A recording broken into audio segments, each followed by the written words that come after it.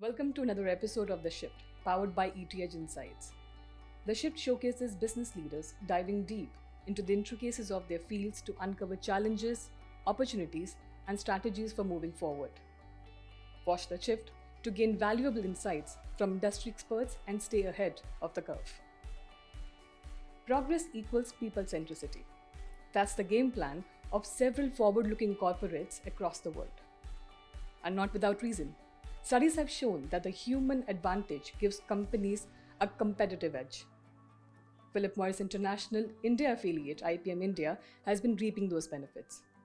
As part of its ongoing cultural transformation, the company recently launched the PMI DNA, a measurable framework that captures the core strengths and values of its people. Today we have with us Navaneel Kar, Managing Director IPM India, who will shed more light on this and also discuss the crucial role the initiative will play in what the company calls collective success. Hello Navaneel, welcome to ETH Insights. Hi, Anika. Thank you so much for having me on the show. It's a real pleasure to be here. Navaneel, my first question to you is that numerous reports that show that employee engagement has gone up globally, yet the stress levels are at a record time high. How are you addressing these two contrasting trends and ensuring that the well-being of your employees and productivity both are prioritized? Yeah, I think that's a very valid question, Anika, for today's world because as we see across industries, there is a lot of disruption. There is a lot of change which is happening. And what is different from before is that the pace of change has increased. So earlier, industries used to have relatively 10 years of calm and then the disruption would come.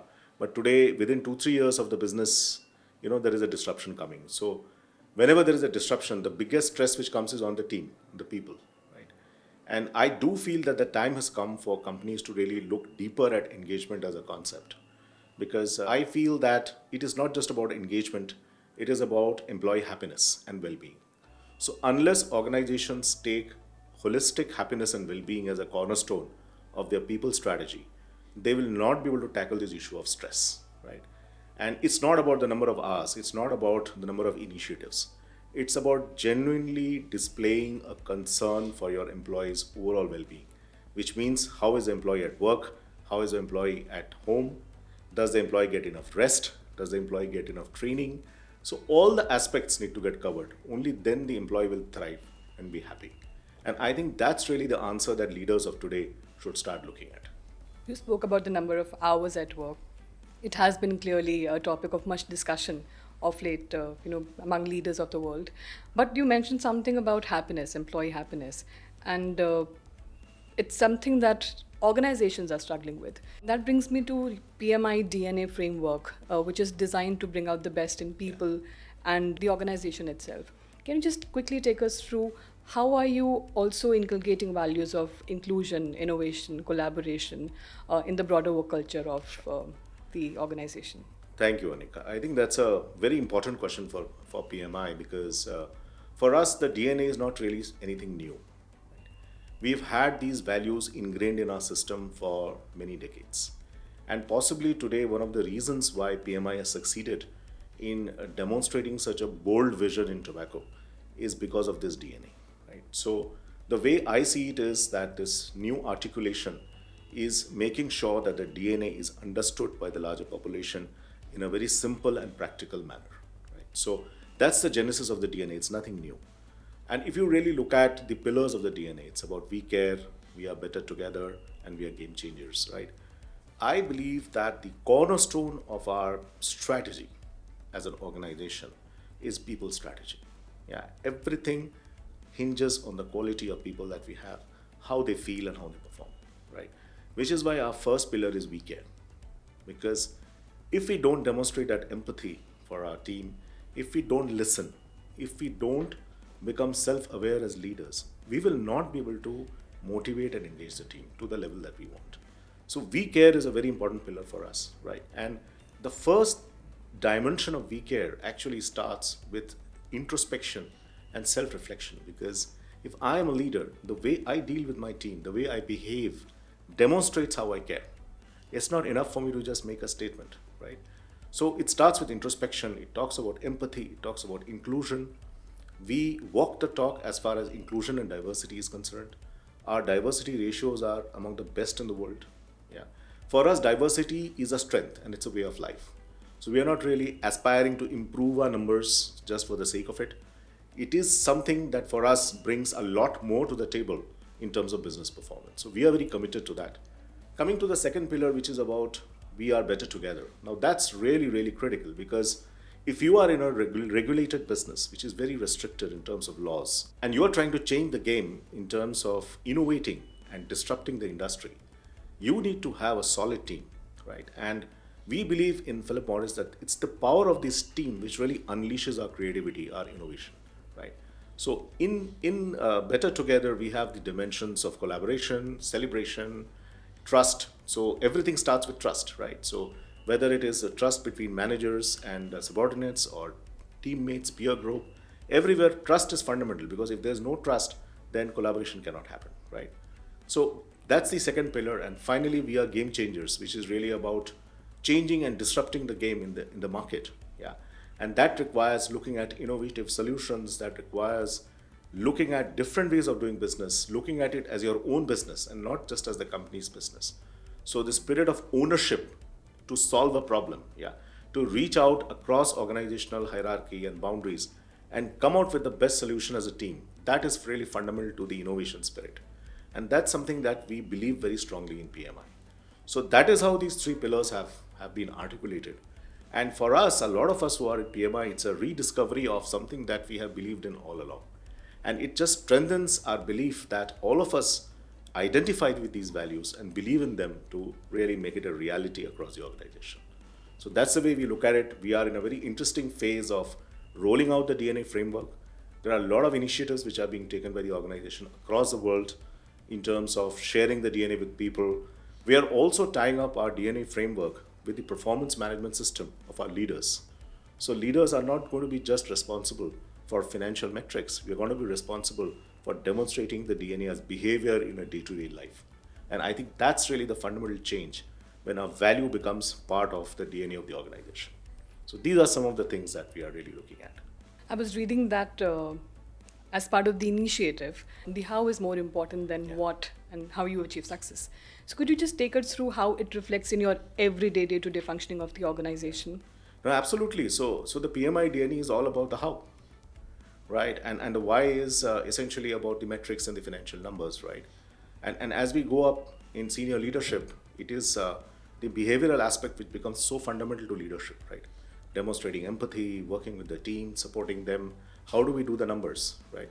For us, that's very, very important. And for leaders, if they have to make the cut to the next level of leadership, they need to demonstrate the DNA in day-to-day life.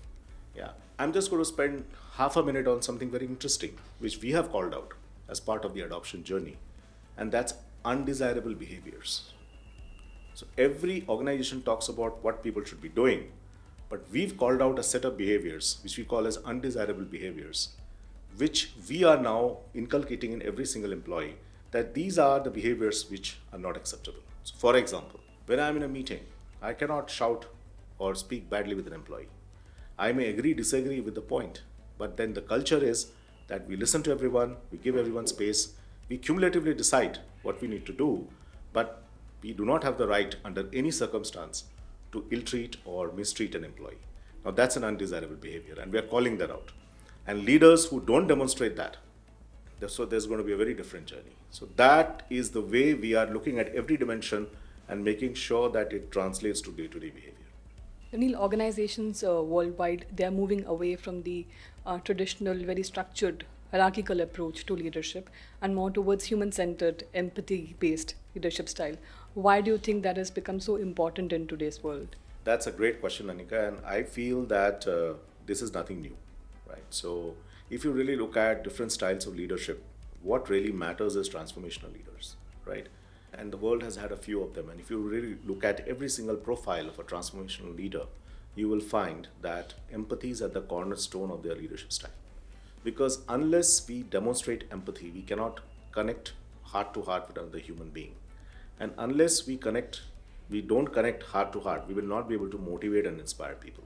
And I believe in one line, leadership, genuine leadership, is about getting inspired and inspiring others. That's the only job. Leaders may fool themselves in believing that, oh, we moved the financial numbers and we did this and we did that. But at the end of the day, the only thing a leader can do is inspire others, right? And get inspired, because only when you get inspired yourself can you inspire others. And the cornerstone of that is empathy. And what does empathy mean? And I know that there's a lot of discussion in the social media on empathy and its influence on leadership. I believe empathy is really about walking with the other person and trying to be in the other person's shoes, to really understand what that person is going through, right? At the same time, keeping a focus on the business. So it's in a way a dichotomy, right? On one hand, you're looking at the person and trying to understand what that person is going through, but at the other person, you have a business objective. So that is why empathy is so difficult to demonstrate, because you have to balance the two. And many a times there is this question that does empathy mean always sympathizing with people and letting go of bad performance? Not really. It's about doing business in a humane way, always keeping the human being at the cornerstone, at the center of the strategy. So the question to be asked is, for each and every employee, am I creating an environment where that person can walk, talk, perform without fear? And when that person has a problem in his or her life, am I able to provide that support system, that full assurance that I am there with that person till that person is able to tide over that, right?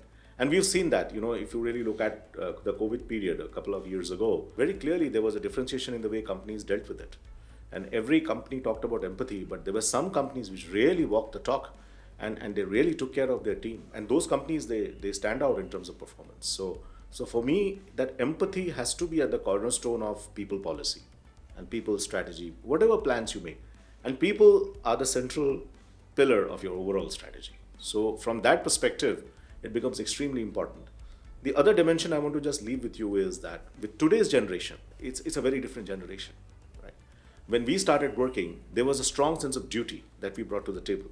And even if our boss didn't care about what we thought, we would continue working because we felt we were duty bound to our career. But today's generation does not have all these qualms and all these misgivings, let me call it. They are much more open-minded and free in terms of the way they think. Yeah, and their mind is, always evaluating opportunities, looking at newer ways of doing things. But their mind is also very fickle in a way, because it's difficult to engage with them all the time. So unless the managers demonstrate a genuine empathy for the new generation, a genuine empathy for their challenges, for what they are going through, it's going to be extremely difficult to have a young workforce which is engaged and which will stay with you and perform over time. So that is also the reason why empathy needs to be clearly part of the strategy. Navaneel, you are a published poet and you're also a yoga practitioner. How have these two practices influenced you or your leadership style? So for me, my yoga journey, Anika, which started about 2 decades ago, is really central to my leadership and my personality. And I'm very blessed that I could encounter yoga at the right time in my career. And it was when I was in the mid-management and when you're really struggling with a lot of responsibility and at the same time a lot of stress. Yeah, that's the time when I encountered yoga. And it's really my yoga practice which has helped me to center myself and calm myself. Because essentially what yoga does, apart from all the yoga poses and the flexibility and all the physical benefits, is to center and calm you as a manager and as a person. And when a person is calm and centered, then everything else falls in place. We start thinking right, we start doing things which are right, we look at long-term perspective, we are able to listen to people. So all these things start coming in as benefits over time. So my yoga practice has really, really helped me. I still manage to find time to do that in my daily routine. In fact, I've been trying to also inculcate this in our organization through various workshops and programs, because I do feel that it's a genuine treasure that we have in India, and corporate India is still not fully engaged with what yoga can bring to the table. So there is still a lot that we can benefit from the great heritage of yoga. So it's very, very important to me, and I really use it in my daily life. And about your other pursuit, poetry. So poetry is something which is I like to do in my spare time. But then I think it stems from my yoga practice, because when you start meditating and doing yoga, you slow down, you start observing things, and you observe nature, you observe things that are changing around you, the human world, relationships. And I've always been a keen observer of things around me. And poetry just helps you to express that in a meaningful way, which sometimes also makes an impact on other people. So I started writing poetry on my own, just for my own, interest. And then when a couple of my acquaintances read it, they wanted me to go a bit into social media, and one thing led to another, and I published a book. And I asked myself, hey, who's going to read English poetry in India? I don't think people have the time. But I was really surprised, and what was really intriguing was that a lot of younger people going in colleges and just getting into jobs, they are the people who love to read a lot of poetry, which is counterintuitive, because you would like to think that the new generation is not really into something like this. So I keep writing now and then, and I read good poetry as well. So it's an interesting journey, and let's see where this goes. Let's see if leadership was a poem. How would you title it? That's a, a difficult one, but then I would say a journey of inspiration. I think Navneel, clearly in your leadership style, rhythm and balance is as important as strategy and innovation. Right. So here's to leading with the heart and head both, and with a bit of poetry thrown in. Thank you. Thank you so much for being Thank with you us today. so much. Thank you, Anika, for having me. Thank you for watching The Shift, powered by ETH Insights. Stay tuned for more episodes as we continue to bring more exclusive interactions. And don't forget to subscribe to our channel and follow us on social media to stay updated. See you in the next episode.